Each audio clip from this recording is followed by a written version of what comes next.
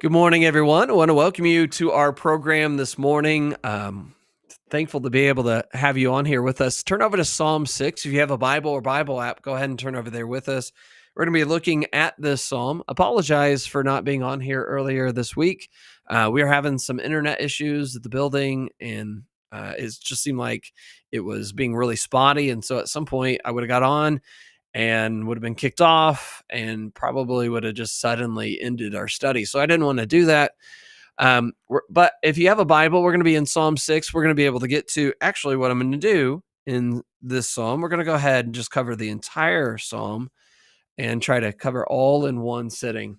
And I think it's a very helpful, it's a very sad psalm, but there's hope and there's a wonderful ending to this. And so I think it'll be something good for us to think through, for us to study through, and for us to be able to find our hope when we have some real tragic situations come up and it seems like we're being tested. Historically, we don't know really when this happened or what's going on in David's life during the time of the psalm. But what I can tell you is that this psalm is an all-out plea for God's grace.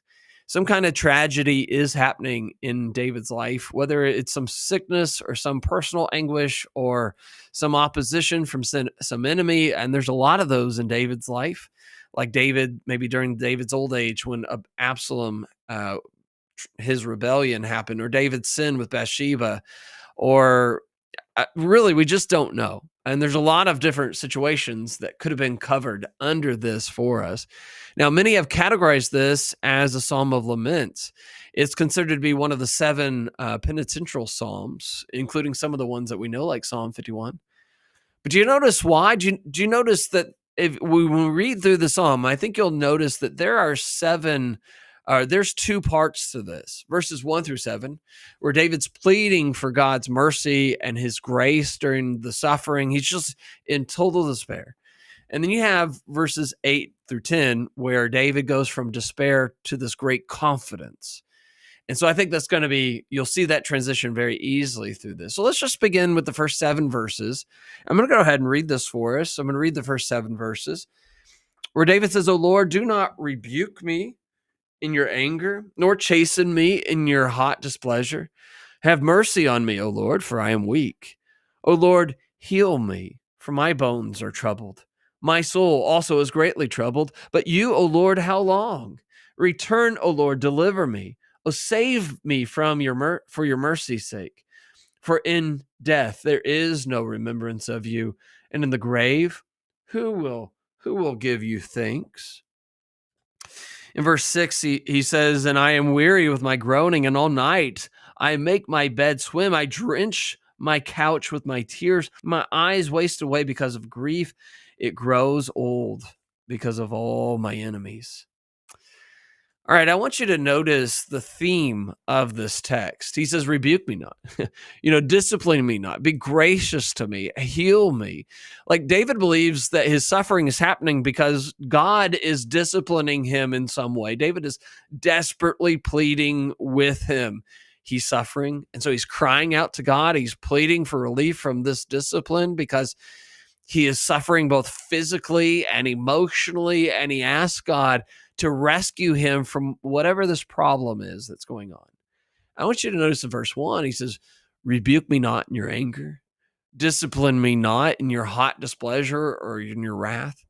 I tell you what, as a parent, I understand that my kids sometimes do things, and it's really difficult not to respond out of frustration and out of anger with him. But David says, don't do this out of anger, God. I think I know that I've done something wrong. I've messed up here in some way. And, he's possibly sinned, but he says, don't respond out of anger. Instead of like Jeremiah would say, he says, do it out of justice, do it out of righteousness. And so verses 2 and 3, David appeals to God's steadfast love and his grace. He's pleading for God's mercy, for God to be gracious to him, for him to heal him, because David is weak. David's troubled deep down in his bones. It's like this overwhelming feeling.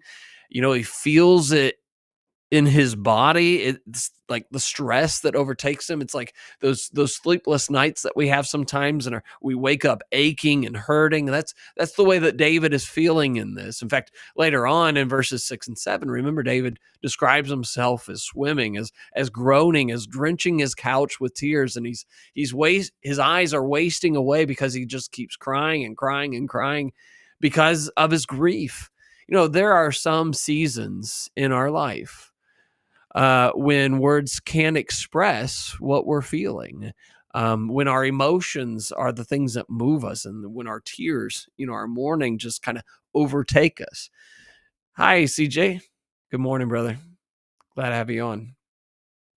And so that's where David is right now. And notice what he asks God at the end of that. He says, "How long, O Lord?"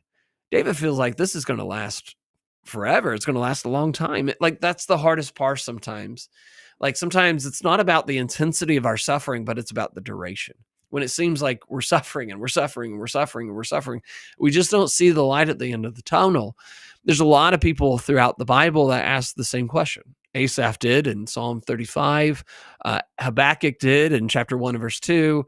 The martyrs did in Revelation chapter 6. Job did in chapter 7 verse 19. You think about Job for a minute. Job did really well when everything hit him all at once. His oxen, his donkeys, his servants, his camels and his children, his health, his wife's foolishness. But Job really struggled as it continued and continued and continued, and it just kind of wore him down. He doubted.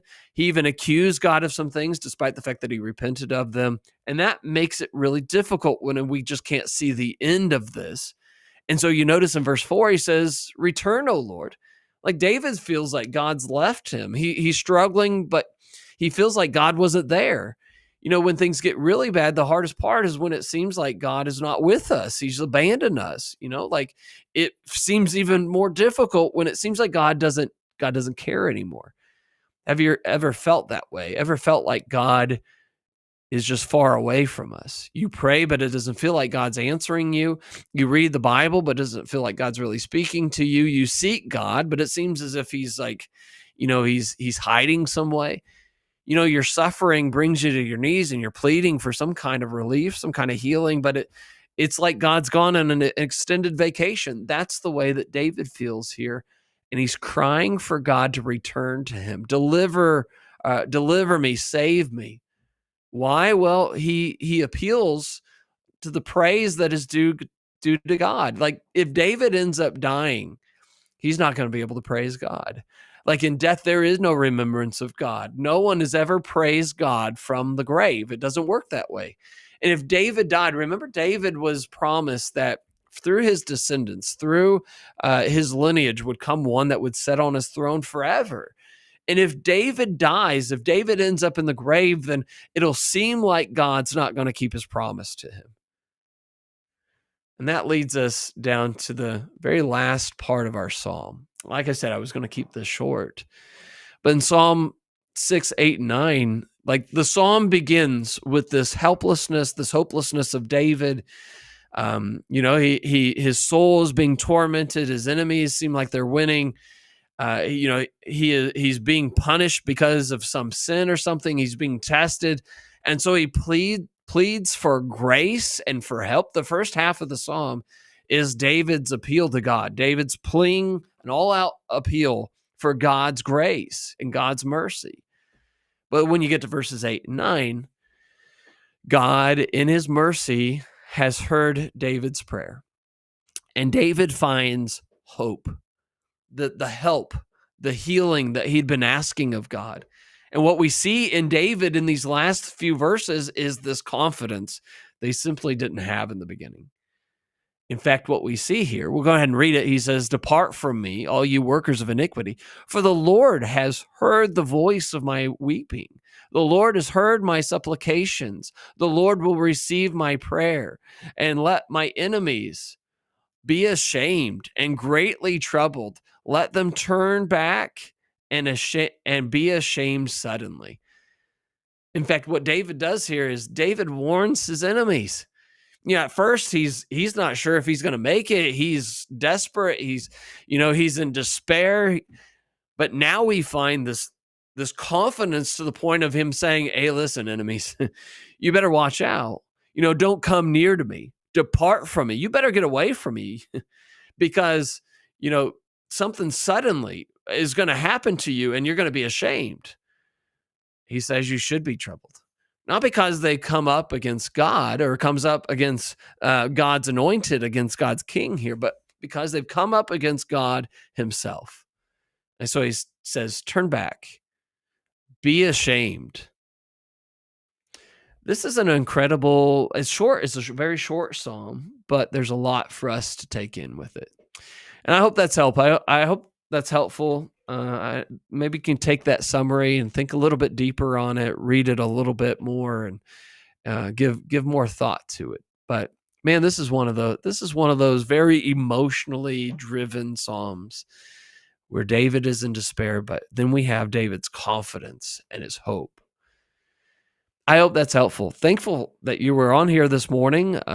If you have any thoughts, any comments that you'd like to make, please go ahead and make it down below. I'll be able to respond back to those, whether in text or if you still make it before I get off here, I'll be able to respond back or be able to address whatever it is.